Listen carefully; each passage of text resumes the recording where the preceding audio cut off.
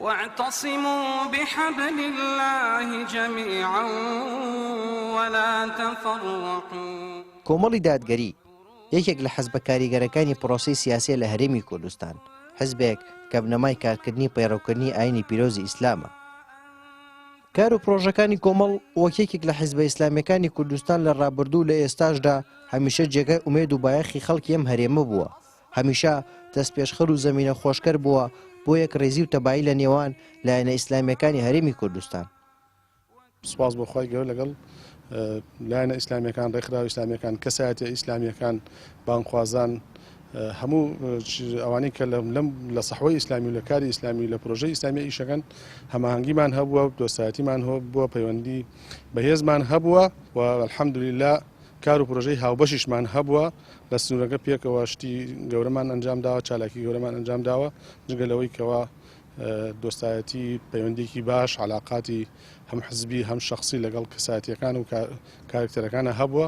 ئینشاءڵڵا ئومێدەکەین لە قۆناغی داهاتووش لە دوای کۆنگرەش هەمان درێژە بە هەمان ڕیتم و هەمان ڕێڕەو بدەین بۆی بە هەمومانەوە خزمەت بەم پرۆژە و کارە ئیسلامیە بکەین ئینشاءڵڵا.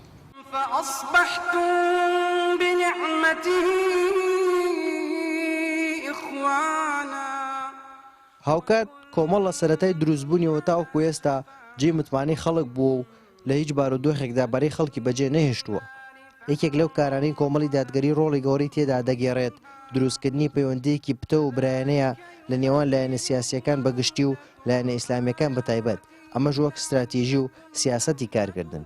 دیارە ئێمە وەکو کۆمەڵی دادگەری پێمان خۆشە لە ساحی هەرێمی کوردستانە دەست پێشخەریەکن بۆی ئەم لایەنە سیاسیانە بەتایبەت لایەنە ئیسلامیەکان کۆکەین لەسەر مێزی گفتوگۆ بۆی بتوانین ڕۆڵێکی زیاتر بە هەرێمی کوردستان بگەێنین. ئێمە دیارە دەست پێشخەریمان کردو لەو بابەتانە، بەڵام ئەمڕۆ لە هەرێمی کوردستانە ڕاستی زۆر پێویستە لایەنە سیاسی ئیسلامیەکان بێنە سەر مێزی گفتوگۆ بۆی بتوانین بە یەک دەست و بە یەک ڕنگ بتوانین لە هەرێمی کوردستان ئیش کار بکەین، هەم لە بابی داعوا و بانگەوازە، لە بابی هەڵبژاردنە لە هەموو بوارەکانە.